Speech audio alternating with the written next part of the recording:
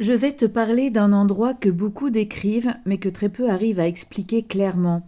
Un espace sans mur, sans sol, sans limite, où le temps semble suspendu. Et si je te dis que cet endroit, certains l'appellent l'éther. Bienvenue sur ma chaîne Agatchéri, j'espère que vous allez bien. Je suis médium, énergéticienne, radiesthésiste. Ici, on est là pour décrypter, comprendre, questionner et surtout prendre du recul sur l'ésotérisme, la médiumnité, les pratiques énergétiques et les grandes traditions spirituelles. Et aujourd'hui, j'ai envie de vous partager ma vision de l'éther. Une vision, certes, qui n'engage que moi, mais qui s'appuie à la fois sur mon expérience et sur des références historiques, psychologiques et culturelles. Avant de parler de médiumnité, il faut comprendre une chose essentielle. L'éther n'est pas une invention moderne. Dans la philosophie grecque, notamment chez Aristote, l'éther était considéré comme le cinquième élément. Un élément subtil, invisible, qui remplissait l'univers et reliait tout. Plus tard, dans les traditions occultes, notamment en hermétisme et en théurgie, l'éther devient un plan intermédiaire entre le monde matériel et les plans plus subtils, c'est-à-dire un espace de circulation, d'information et de transition. Donc déjà, historiquement, on ne parle pas d'un lieu au sens physique, mais d'un milieu subtil. Dans ma pratique, l'éther, ce n'est pas une théorie, c'est une expérience. Quand je fais certains soins, notamment des dégagements d'entités, j'ai la sensation de me déplacer dans un espace qui n'a plus les codes du monde physique. Pas de mur, pas de sol, pas de repère, juste une forme de matière, dense et fluide à la fois, comme un air liquide. Et ce qui est intéressant, c'est que beaucoup de personnes décrivent exactement la même chose, sans forcément se connaître. Contrairement à la terre, à l'eau, à l'air ou au feu, l'éther n'était pas censé être perceptible directement. Il était considéré comme le substrat du cosmos, ce qui remplit l'espace, ce qui permet aux choses d'exister et de se mouvoir. Plus tard, dans les traditions ésotériques occidentales, hermétisme, alchimie, théurgie, cette notion évolue. L'éther devient alors un plan intermédiaire, une interface entre le monde matériel et les plans subtils, un espace de circulation de l'information, et ce n'est pas un lieu au sens géographique. C'est un milieu, un peu comme si tu étais dans l'eau, sauf que cette eau serait invisible et omniprésente. On n'est pas sur quelque chose de flou ou de magique, on est sur une tentative de modélisation du réel invisible.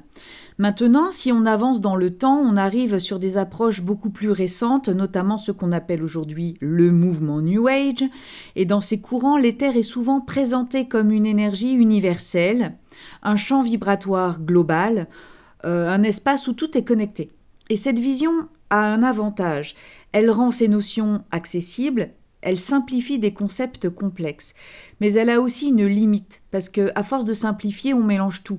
On mélange énergie, conscience, information, plan subtil, émotion, intention, et au final, le mot éther devient un mot fourre-tout. Et c'est là qu'il faut être vigilant, parce que certaines dérives apparaissent, comme par exemple croire que tout est énergie sans distinction, penser que l'intention suffit à tout contrôler, ou utiliser des concepts sans comprendre leur structure. Et dans les approches plus traditionnelles, il y avait toujours du cadre, de la rigueur, une distinction claire entre les plans, alors que dans certaines approches modernes, cette structure disparaît. Et quand il n'y a plus de structure, l'interprétation prend toute la place. Donc pour moi, c'est important de revenir à ça. L'éther, ce n'est pas juste un mot spirituel. C'est un concept qui a été construit, transformé et parfois simplifié à l'extrême. Et si on veut vraiment le comprendre, il faut accepter de croiser les approches et de remettre de la précision là où il y a eu de la confusion. Maintenant, je vais te parler de quelque chose de plus concret, de plus incarné, parce que l'éther, pour moi, ce n'est pas uniquement un concept. C'est une expérience. Dans certains états de conscience modifiés, que ce soit en soins, en perception médiumnique ou dans des états très profonds de concentration, il y a une bascule très nette. Ce n'est pas une visualisation volontaire, ce n'est pas quelque chose que j'imagine, c'est un changement de perception. Les repères habituels disparaissent. Plus de notion de distance classique, plus de structure spatiale, plus de sensation d'ancrage physique. Et ce qui prend la place, c'est une forme de milieu, un espace qui n'est ni vide ni plein, une densité subtile. Certaines personnes décrivent ça comme du noir, mais ce n'est pas vraiment du noir, c'est plutôt une absence de repères visuels, avec une sensation très présente de matière autour de soi, comme si tu étais dans un air devenu liquide ou un gaz légèrement dense. Et dans cet espace, ce qui change radicalement, c'est la manière dont l'information arrive. Elle ne passe plus par les sens classiques. Elle est globale, instantanée, non linéaire. Et ce type de description, on le retrouve chez beaucoup de praticiens, mais aussi dans certains courants ésotériques modernes, comme la projection de conscience ou certaines formes de voyage dits astral. Et c'est là qu'il faut être précis. Est-ce qu'on se déplace réellement dans un espace ou est-ce que la perception de notre cerveau change complètement ? C'est une question ouverte, mais ce qui est certain, c'est que l'expérience, elle, est cohérente chez beaucoup de personnes. Quand on élargit la réflexion, on arrive sur un terrain encore plus intéressant, les expériences de mort imminente. Des chercheurs comme Raymond Moody ont étudié ces phénomènes depuis les années 70. Et ce qui ressort de milliers de témoignages, ce sont des structures d'expérience très similaires. Sensation de sortie du corps, perception d'un espace autre, traversée d'un tunnel, rencontre avec une lumière. Mais entre la sortie du corps et ce qu'on appelle le tunnel, il y a souvent une phase intermédiaire. Un espace décrit comme vide mais présent, sombre mais non oppressant, sans limite définie, et certaines personnes parlent même de sensation de flotter dans une matière subtile, impression d'être dans quelque chose. Et ce qui est intéressant, c'est que ces témoignages apparaissent dans des cultures très différentes, avec des personnes qui n'ont pas forcément des références ésotériques. Alors évidemment, il faut rester prudent, mais on peut se poser une vraie question. Est-ce que ces expériences décrivent un même type d'état de conscience universel ou un même espace interprété à travers des filtres culturels différents ? Et c'est là que la notion d'éther peut servir de pont explicatif, sans être une réponse définitive.